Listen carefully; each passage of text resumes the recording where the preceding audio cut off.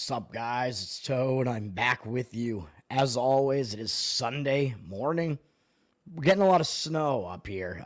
Probably half a foot, maybe more. I don't know. Up in New England, in the Boston area. I mean, we're used to it. It's fine. Uh, Sunday morning, February 16th. 6-2 yesterday. All college basketball. College basketball? Is it turning around for me? Maybe. 3-1 the night before that. So 9-3 run in college basketball. I'm getting close to a new peak if it continues this way, man. I'm up on the year, of course, right now. I think I'm up both months as it stands right now as well. So I'm grinding. I'm going. Let's not have it completely sink. Today there's a short card. It's all college basketball today. I got two plays. One I think is really, really strong, and the other maybe not as much, but I do also like it well enough to play it. They're both home favorites, so playing the chalk, baby. Although one of them, at least one of them, I think is pretty anti-public. Yesterday, one of the ones that I won was based on the number. That East Tennessee State one, they lost by exactly 7. It was like right around that number for a while late in the game, and they fell on the right side of the plus 7.5. So at least one of the games that fell close winds up going my way for once. I'm trying to turn this around in college basketball, man. So if you guys played that one, hopefully you got at least the 7 and got the push on that, because I had mentioned I found it at Caesars, and they seem to have lines that are not as well adjusted. Their lines are insane, man. Lines that are not as well adjusted as some of the other books here right now. So that's where I got that one. The rest of the plays, I mean, I always forget what my plays even were, man, especially when there were a ton of them. I mean, I could look again, but again, Action Network is kind of spotty as far as, like, does it actually show you the right, history? And it takes forever to bring up the history. I don't know. They got to really get their shit together. It actually works way better on mobile, too. I'll just pull out my phone right now, and I'll take a look. I don't even remember, man. What else did I have yesterday? Texas got there by a point. I remember the later games. BYU won and covered. Those were the last 2 games. There were a couple of bad ones mixed in there. I mean, Georgia, I think they were actually winning at halftime. Then they totally imploded in the second half. So that was one of my losses. Charleston won. I had a few close wins. Yeah, Charleston won by 1.5 or something. Covered by that. I mean, they won by 10 in the first game that I had. And then I had, what else did I even have? I always forget, man. I just don't even remember. TCU, that was an outright underdog win for TCU. So that one was good as well. I don't know. You guys can go back and see what else I had, because I really don't remember. I could bring it up. I always just wind up bringing it up on like another, in another screen. I just bring up my YouTube channel basically, and I'm like, oh yeah, this is what I had yesterday. This is great content, by the way, as always. I'm going to get into today's basketball slate in a second. I probably won't have a whole lot to say about this one, so it'll probably be a pretty short show here. Let's see. Oh yeah, UTSA, they didn't get there. That was my other loss. They were way behind, dude. They were behind by like 20 in the first half. And then they came all the way back and they cut it to like 5. And I'm thinking, like, are they actually going to do this? But they still didn't. Providence was an outright, pretty easy underdog win. And that was the rest of it. Those were the other plays. So that's that. Let's get into today, man. Why not? Let's bring it up. College basketball is all we got today, man. And the first game I'm going to talk about. Oh, by the way, I will mention Siena, that loss that I had on Friday, the one loss that I had, they were winning that game by double digits throughout like a bunch of the early portions of that game. They were winning the game still for almost the entire game. They wound up losing on a 3 with like 20 seconds left. Just brutal, man. When your team's winning the whole game like that. Michigan and Ohio State is the first game I'm going to talk about. And it's a play for me. I got Ohio State on the money line. Again, this is a Caesars line at minus 125. They're really giving a cheap line on this. This line, you probably have to pay a bit more for it now. Ohio State, they're one of these unranked home favorites, man, against a ranked road underdogs. You know I like that. They're up from 2 to 2.5. It looks like it may be still in that 2 range, so I would still, if it's 2, I would still probably lay the money line. If it gets up to 2.5, I mean, maybe laying the 2.5 would make sense. But you want to get the best price that you can, man. I mean, I like this money line is pretty cheap here. I would lay the money line up to like about minus 130 as well, or if it's above that, maybe lay the points minus 2.5 or whatever. I like this spot quite a bit, man, for Ohio State. Michigan, actually, I'm not even zoomed in, am I? Michigan is, they're going to be a bit public, I would assume, in this game. 58% of tickets, 62% of the cash right now, but I don't know that the cash percentage is actually going to wind up being on them. Because this Michigan team, I mean, they've been playing pretty well as of late, gotten themselves up into the rankings, and I think Ohio State, their record just looks ugly, so I don't think the public's going to want that. Michigan is actually atop the Big Ten right now after all that's gone on. 11-2, so I mean they have a really pretty looking record. And Ohio State's record is ugly, man. So I doubt that the public's going to look at this and think, oh yeah, I want to lay points with Ohio State here. It looks way too easy to take the points with Michigan, and I don't think that's the right way to go at all. This is a mega sandwich spot. Michigan is coming off their biggest win of the year, basically. They beat Purdue, and that was in revenge, and that was a major revenge spot. And if you remember, I was on Michigan in that game, and I was actually on Indiana the game before that, and they pushed the +3 on a half-court shot that was meaningless at the buzzer. So that was awesome. This Michigan team, man, I mean, they're stacked right now. As you can see, they have Vladislav Golden, man, who, if you follow college basketball, you might know that he is a transfer from Florida Atlantic. It's really hard to keep track of where these players are now because of the transfer portal. They move all over the place. He was on that Florida Atlantic team that made the Final Four, and then he was there last year as well, I think, and now he's on Michigan. He's the big man, and he's doing really well for Michigan here. But either way, Michigan, they pulled off that huge revenge win over Purdue. I got the win on that. I think I was on the Michigan money line in that one. I forget. Or was I? Maybe I was still not doing the money line thing, but either way, that one hit for me. And they had lost badly on the road to Purdue. That was one of their ugliest losses of the season. So that was a huge revenge win. They get that. Now they have to go back out on the road to Ohio State. And who do they have up next in 5 days? Michigan State, who's both highly ranked and Michigan's big rival and basically the bigger brother in the state of Michigan in the sport of college basketball right now. That is always a huge game. So this game is a mega sandwich between two ranked teams. One was a huge revenge win and the other is a huge rivalry game. And they got to play this Ohio State team with an ugly record in the middle. But Ohio State, they face a difficult enough schedule that the bracketology guys have Ohio State pretty much like in the tournament or like one of the last teams in the tournament right now, which also means Ohio State is going to be extra motivated here because they know they're a tournament bubble team right now and they got to get some wins. A win against a ranked team, especially in a winnable game like this, is going to help quite a bit, and that's what they need. Ohio State, they have a decent amount of losses, but I mean, some of these losses, I mean, look at these teams that they've lost to, man. They lost to Texas A&M. Pitt isn't really that good. A 1-point loss, though, whatever. Maryland, I mean, I know they got blown out, but Maryland's good. Same thing goes for Auburn there. They lost to Michigan State in a pretty close game. Oregon in a close game. Wisconsin on the road in a close game. By 1 to Indiana. I know Indiana's not that good, but still. Illinois, and then probably their worst loss is this one against Nebraska. So Ohio State has faced a pretty difficult schedule, man.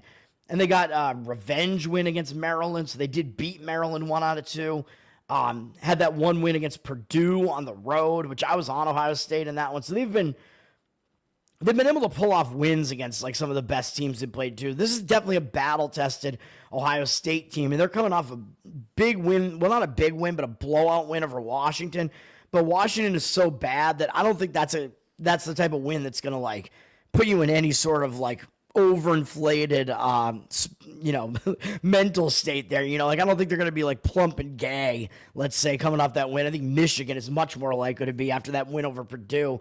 Ohio State, I think that's really just kind of a momentum carrying win. Basically, you beat one of the worst teams in the conference, and that just kind of helps propel you forward into this game. They're not going to overlook Michigan for the reasons that I already stated. A ranked team, when Ohio State needs to get some wins against ranked teams, it's at home. It's a big game between Michigan and Ohio State, even though this isn't football.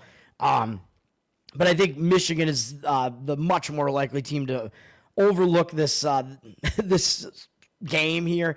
And Ohio State, again, it's the added bonus of you get the rankings disparity here where the rankings makers are telling you one thing, but the odds makers are telling you, even though Michigan, yes, they are the better team, it's not by that much. Really, it's that Ohio State is flying under the radar right now.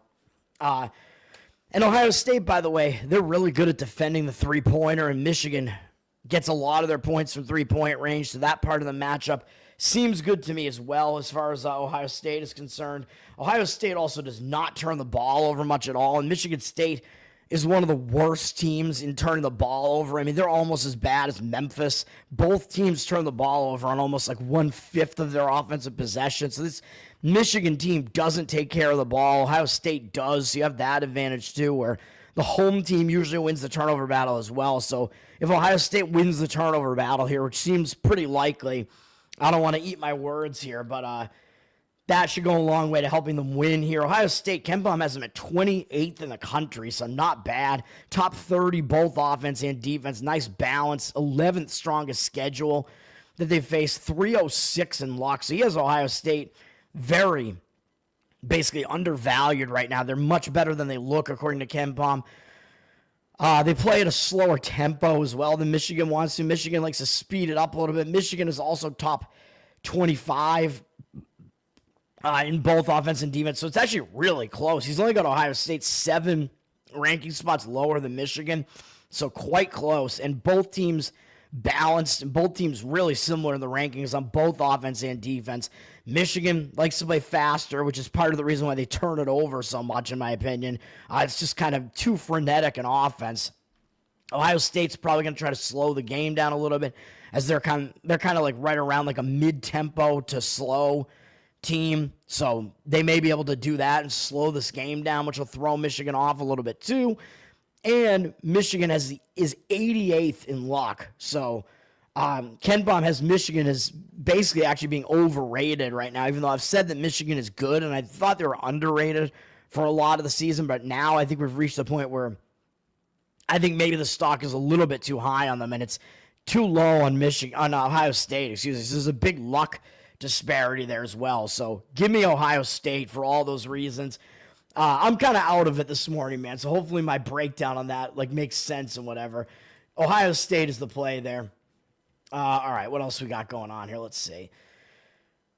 Bradley and Drake is obviously a huge game. I mean, this is the two top teams in the Missouri Valley going at it. Drake already won the first matchup at Bradley, so the question then becomes, how much stock do we put into the fact that this is a road revenge spot for Bradley?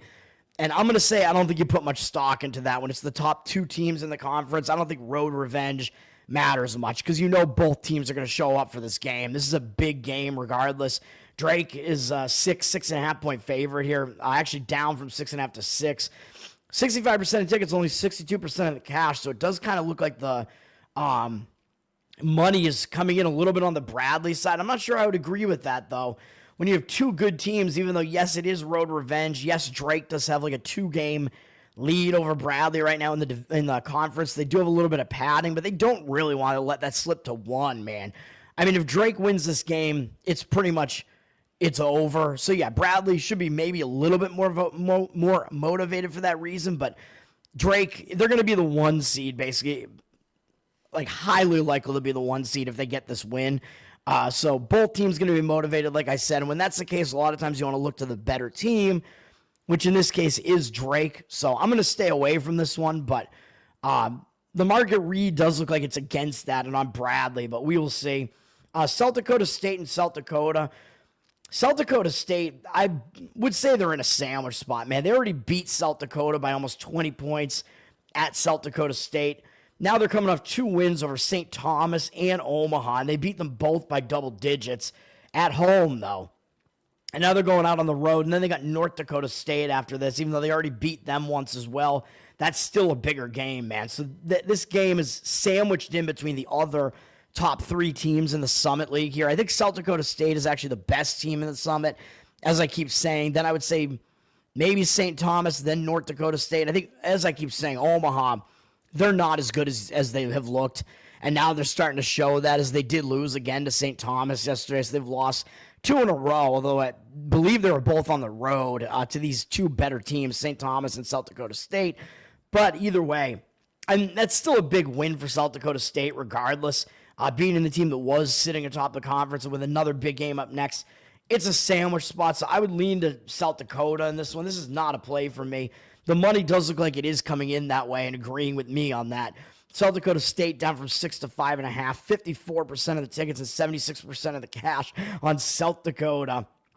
Again, yeah, I agree with that, but South Dakota, they're such a terrible team, man. I don't want to really put my money on them here, even though it is a spot where you potentially could do it.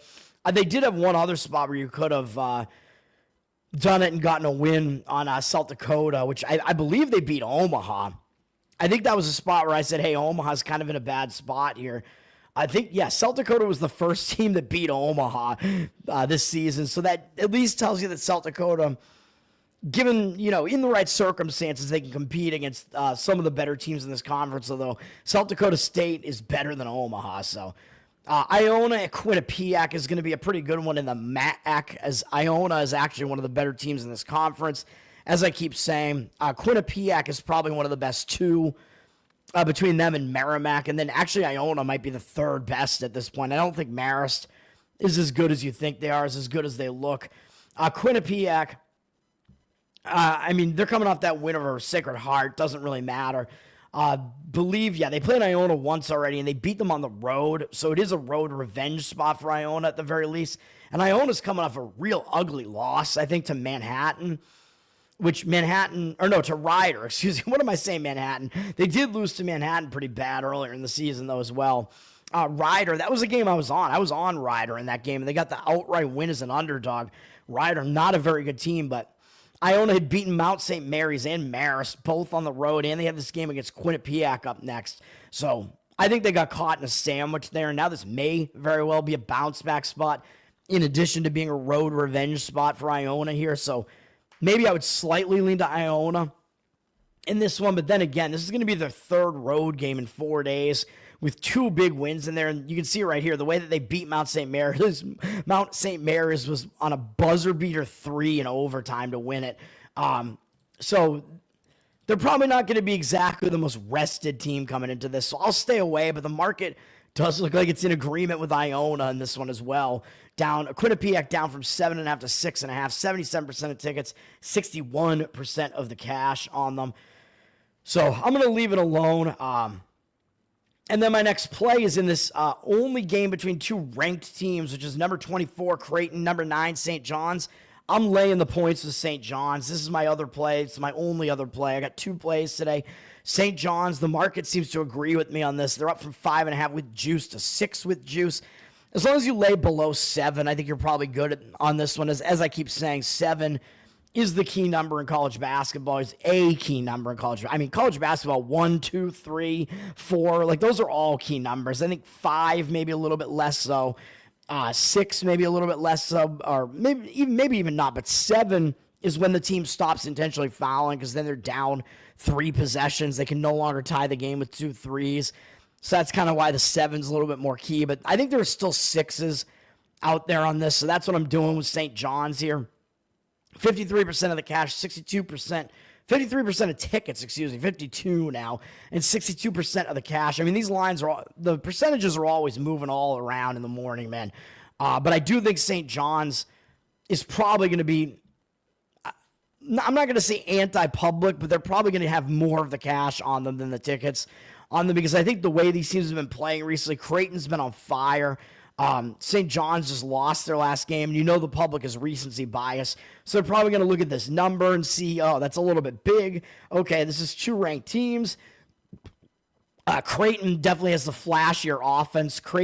Both teams like to play fast, but St. John's doesn't score as well. They like to focus on defense, and Creighton likes to score, so the public likes those teams that can score as well and getting points.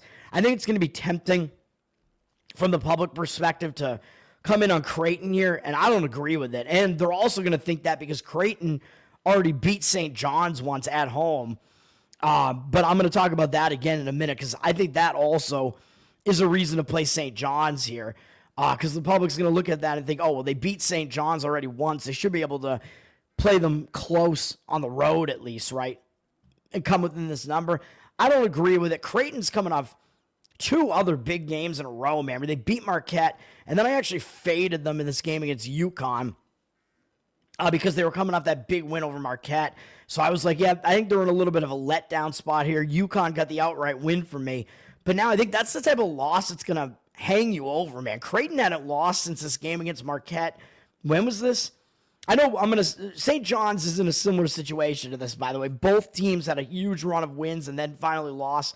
Creighton hadn't lost since the beginning of January. So they'd gone over a month basically without a loss, and they finally lost. I think that's the type of loss that can kind of be a momentum ender and kind of hurt you a little bit. And now they have to go out to the East Coast to play St. John's, which may not be the easiest thing to do. When they've had to go out to the East Coast this year, let's see, they lost at Georgetown really badly. I don't know what that was, but Creighton may have had some injuries back then. And then they did win at UConn, which made that other one a road revenge spot. They won barely at Villanova and won at Providence, but those two teams are not that great. So I don't know what to take away from that, but Creighton being a Midwest team, they're located in Omaha, having to go back to the East Coast for this after two huge wins. I think it's a bad spot for them. For St. John's, on the other hand, I think St. John's is a legitimate team right now, man. With Rick Pitino there, he is really he's got them going this year, man. I think they're a super dangerous team right now, and really their only weakness is that they can't shoot that well. They play really well in the paint, and if they start to shoot better, they're going to be extremely dangerous, in my opinion. St. John's, I mean, yeah, they were on a huge run of wins as well.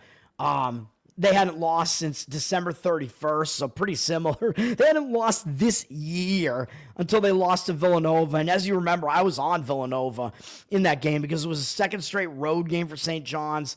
They'd already beaten Villanova once by double digits. They'd just beaten Marquette and UConn, and they had this game against Creighton up next. So I thought it was a sandwich spot because I thought Marquette, UConn, Creighton, all three of those games more important to them than that Villanova game, and they got caught. Villanova actually beat them at the buzzer on a three-pointer. So, yeah, I mean, maybe I got a little bit lucky on that one, even though Villanova may have covered anyway because they were getting a couple of points at home there. But all that being said, I actually don't think that St. John's is going to be in a hangover here. I think Creighton trying to beat UConn, trying to season sweep the returning champs, that's a big game, big effort. Whereas I think for St. John's, this is kind of more of an ugly loss, I would say, for them. And now they're returning back home. And one of the reasons why I said that was a sandwich spot was because this Creighton game definitely has meaning to them. And why is that? Well, it's because of what I just said. Creighton, prior to that loss against Villanova, the previous loss that St. John's had was to Creighton. They lost by 1 on the road against Creighton, and they actually slowed the game down. So St. John's actually controlled the pace in that game. They just didn't get there with the win. St. John's likes to play slow. Excuse me, I'm an idiot. St. John's likes to play fast. What am I saying? But Creighton also likes to play pretty fast. So I don't know what I'm saying there. Both teams... but St. John's does play well defensively, at least. Creighton maybe less so. So I don't know. I don't know what else to say about that. But St. John's, prior to that Villanova loss, their previous loss to that was to Creighton.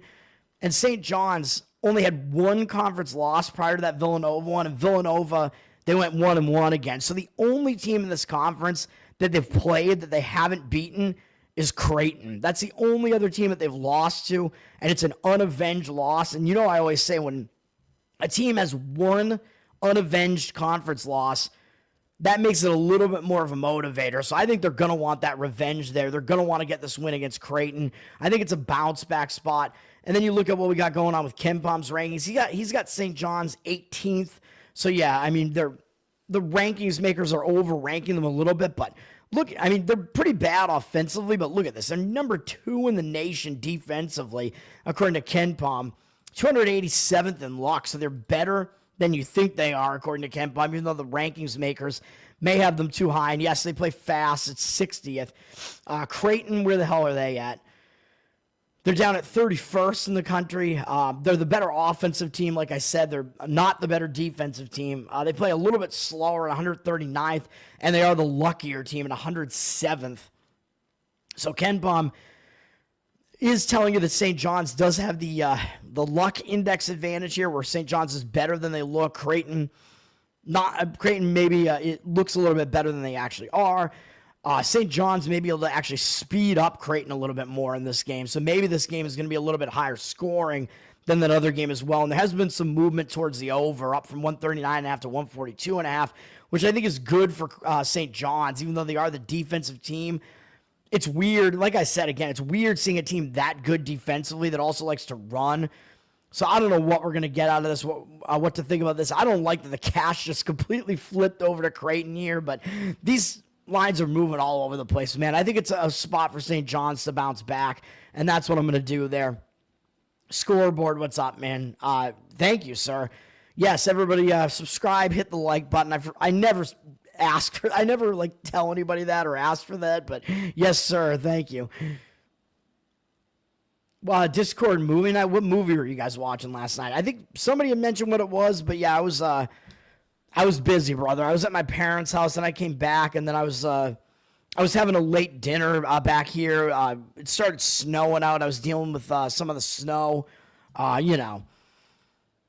Harriet, thank you. I'm going to guess sir and not ma'am there. Rocker Mahomes fight. I don't know how serious the fight's going to be, but it's a boxing match, right? I think it's boxing. Rocker is a minus 400 favorite. So, I mean, I don't see much of a reason to not think that Rocker is going to win that. I mean, he's a huge dude. He's still on roids. I think he's probably still, is he the younger of the two still? I think he probably is. I mean, Rocker is a favorite for a reason, but I don't know. I'm hesitant to want to bet that because everybody's saying that Rocker is going to win, even though he is the favorite. I thought he was going to be a bigger favorite than that, so I don't know, man. He should win, but I'm not going to touch it. The Truman Show. Yeah, I haven't seen that in a long, long time, man. But we're all being watched. Our lives are all just a show for everybody else. Rocker should be able to tool him up, but I'm not 100% confident that that is what's going to happen. Let's keep going. Let's finish this off. Nebraska and Northwestern. I mean, this is a kind of an under-the-radar Big Ten game here, but Nebraska, they're fighting to try to get into the tournament, man.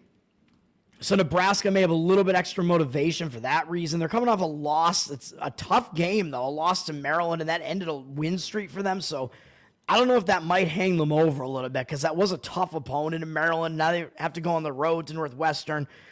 Northwestern is without, I think, maybe two of their best players now because Barnheiser is out for the year. And I don't know what's going on with this Northwestern team, but their season's kind of gone off the rails at this point. Although Barnheiser wasn't out until this Wisconsin game, I think, but still.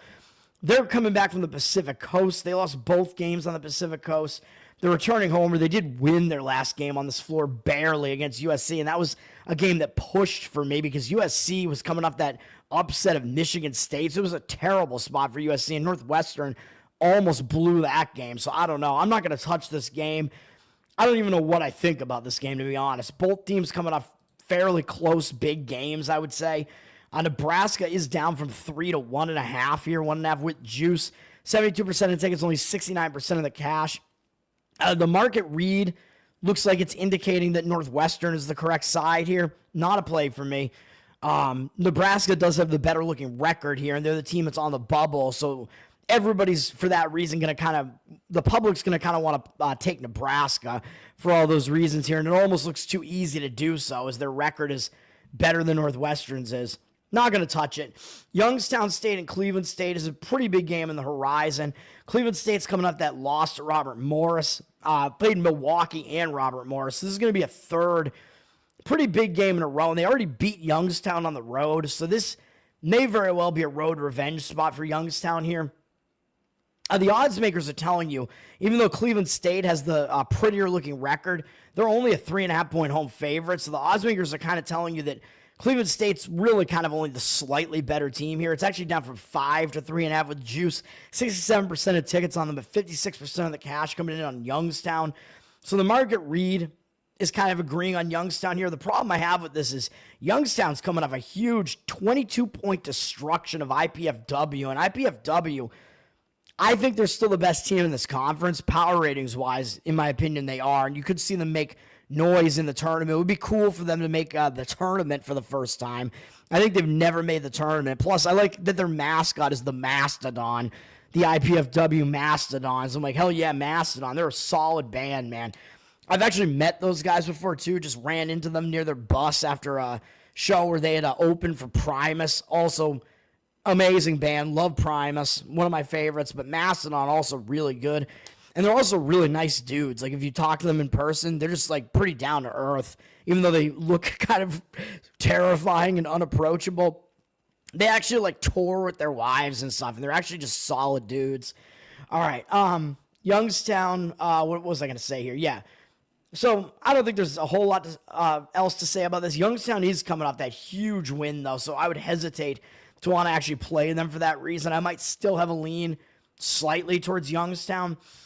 We got Utah State, New Mexico. This is a huge game in the Mountain West. I mean, these are the top two teams in the Mountain West. Utah State already lost really badly at home by almost 20 points to this New Mexico team not that long ago.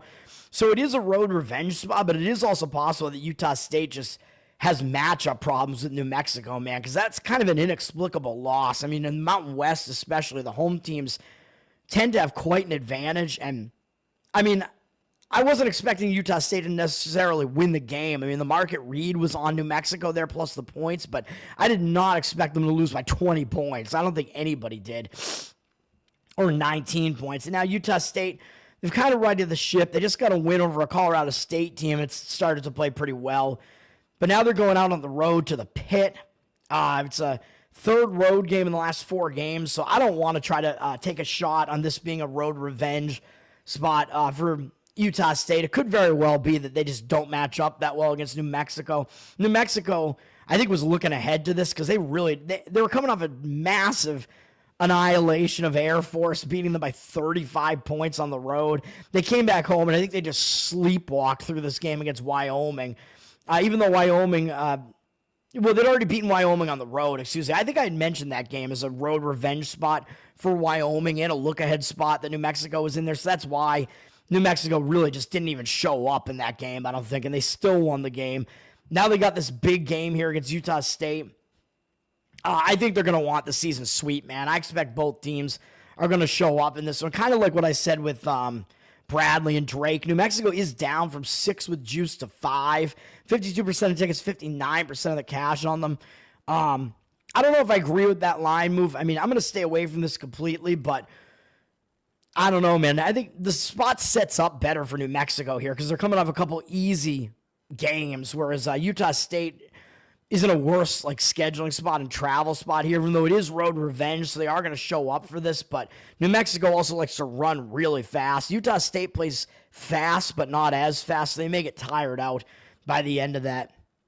And then we got Iowa at Maryland. I mean, Maryland is a double-digit favorite, and they are that for a reason. I mean, they are definitely the better team. Iowa was just playing terribly, losing 6 out of 7 games here, and then I mean, some of them were on the road on the Pacific Coast, sure, but they finally got a win against Rutgers, although Rutgers is not a very good team. It was a road win.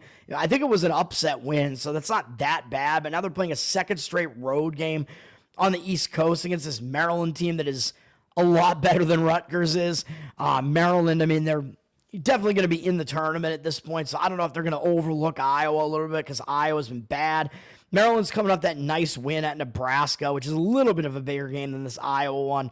USC, I don't think they're really going to be paying attention to having USC up next, so I don't know. I mean, it looks like a spot where it's not really a terrible spot for Maryland. I mean, the spot actually might be slightly worse because of the travel spot that it is for Iowa, and I don't trust Iowa at all, and Iowa likes to play fast, and so does Maryland. So even though the line does look like it is moving towards Iowa a little bit, I would definitely not want to play Iowa, though. I mean, Iowa, they're just bad enough. I said they're on my do not bet list after they lost 2 games horribly against teams that were in really bad spots. I'm like, this Iowa team is unplayable, man. Maryland's down from 12.5 to 11, 60% of tickets, 54% of the cash on them. Maybe it's numbers guys coming in thinking this line is a bit too high, and it is pretty high. It's probably a little bit inflated because Maryland is the ranked team. Everybody knows they are the better team. But still, I mean, Iowa, very bad defensively. They run. Maryland also likes to run. Both teams like to play fast, but Maryland's the better team, so I don't know what to expect from this game. The market read is on Iowa, but I don't trust it. I don't trust any of it, man. And then speaking of Iowa, we got Northern Iowa at Murray State, and this is actually a road revenge spot. Murray State actually went to Northern Iowa and beat them by 3 not that long ago, and that was coming off beating Drake. So I don't know how Murray State, coming off beating Drake on the road as an upset, then turned around for a second straight road game and also beat Northern Iowa. That is crazy. I don't know how that happened. I think I might have lost on Northern Iowa in that game. I don't remember, but Murray State, now they're coming off a couple straight wins again after Drake got their revenge on them. Murray State, now it's Northern Iowa has their chance at revenge here. Northern Iowa is the better of these two teams, man. I mean, Murray State, maybe they're not as bad as you think they are based on what their record looks like, but the odds makers are telling you. Like, this is a pick'em game, and it's at Murray State, so odds makers are telling you Northern Iowa is the better team. Northern Iowa's really started turning it on, man. I mean, they've won 6 out of their last 7 games, actually 9 out of their last 8 out of the last 10, and one of those 2 losses was on the road to Drake. Can't really blame them for that. And then a road loss to Southern Illinois is a little bit of a worse loss, especially the fact that they lost that badly to them by whatever that is, 34. Is that 34 points? No, 24 points. I can't do math. Still really bad. So Northern Iowa has been a little bit more suspect on the road. I mean, which is to be expected. Teams are usually worse on the road. It is a road revenge spot for them. They're on a roll right now. They have momentum coming into this one. I just don't know if I would completely trust it. The line is kind of moving in their direction, down from -1 on Murray State to a pick 'em. 56% of the tickets, 77% of the cash on Murray State. But I would slightly lean with the road revenge angle and with the better team there in Northern Iowa. And Rutgers is at Oregon. I mean, Oregon's the favorite here. Oregon really started slipping, really started struggling. They lost 5 games in a row at one point. Couple of inexplicable losses in there too. But now maybe they've righted the ship as they finally got a win to break that losing momentum. They beat Northwestern. Not an impressive win, home win over Northwestern, but still they got the win. I think that might help give them a little bit of confidence going forward, because when you're mired in a loss streak like that, it's a good thing if you beat anybody, basically. Well, it's even better if you beat a team that's not that good, because you don't get overconfident. It just kind of ends that losing momentum for you, and you kind of use that as like a jumping off point moving forward. So that's not bad for Oregon. They are the better team here between them and Rutgers, even though Oregon has been overrated, I think, throughout much of the season. I think now people are realizing, I think they look like exactly what they are now. They're going to be a tournament team. They're a decent team, but they're not great. Rutgers, I mean, that's a pretty ugly loss, a home loss to Iowa, but now they're having to travel across the country out to Eugene, Oregon, where they basically never play, and they've not played a game, I believe, west of the Central Time Zone all year. So this is a difficult spot for Rutgers, man. Not a good travel spot, so slightly into Oregon here. I think it sets up better for them, even though Rutgers is off the embarrassing loss. The travel spot is bad. Oregon, I think, is in a decent new momentum spot there. Like I just said, Oregon up from 6.5 to 7.5. 78% of tickets, 83% of the cash on Oregon. That's the way I look at that game. That's going to do it for me, man. Tower Gang Toad. Once again, I got 2 plays. The best one on the board is Ohio State, man. Ohio State, I'm on the money line, -125.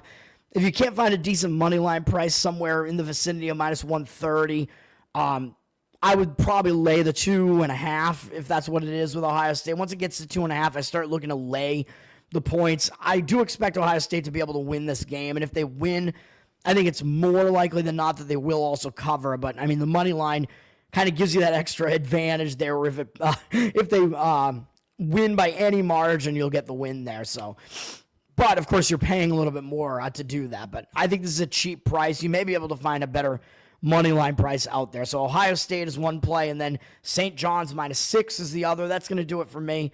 Tower Gang Toad, once again, on Twitter. Patreon.com/TowerGang. You get bonus content, pre-show, post-show, and you'll get early access to the first week of the new episode. As the new episodes, the way we're doing it now, at least we're trying it out, is everybody will be able to see it live on YouTube, Rumble, whatever. Everybody can watch it live, so you got to catch it live.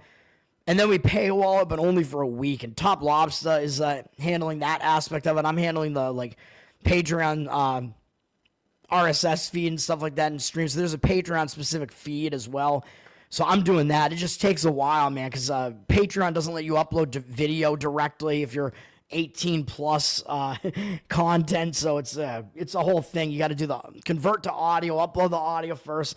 Then once it's up on the stream, then upload the video. So that's why it's kind of slow to get up there. But I've been keeping up with it for the most part. So I got to continue to do that. Probably today I'll have more of that going on. That's going to do it. Tower Gang Toad once again. Patreon.com/Tower Gang. Tower Gang forever, baby. Peace.